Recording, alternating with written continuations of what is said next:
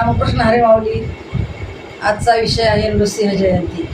तर नृसिंह जयंती हे एक मोठे पर्व आहे आणि हिंदू धर्मातील हा एक अतिशय महत्त्वाचा उत्सव आहे. हा भगवान विष्णूने चौथा अवतार हा नृसिंह अवतार घेतलेला आहे आणि हा अवतार घेऊन भगवंतांनी अर्धे शरीर मानवाचे आणि अर्धे शरीर सिंहाचे घेतलेले आहे आणि आपला जो भक्त प्रल्हाद याचं रक्षण करण्यासाठी आणि त्याचा पिता जो क्रूर हिरण्यकश्यपू त्याचा नाश करण्यासाठी भगवंताने हा नृसिंह अवतार धारण केला.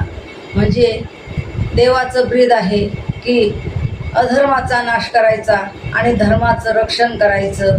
भक्ता राखे पायापाशी दुर्जनाशी संहारी.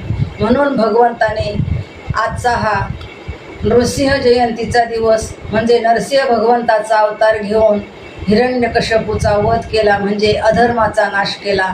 रामकृष्ण हरी माऊली.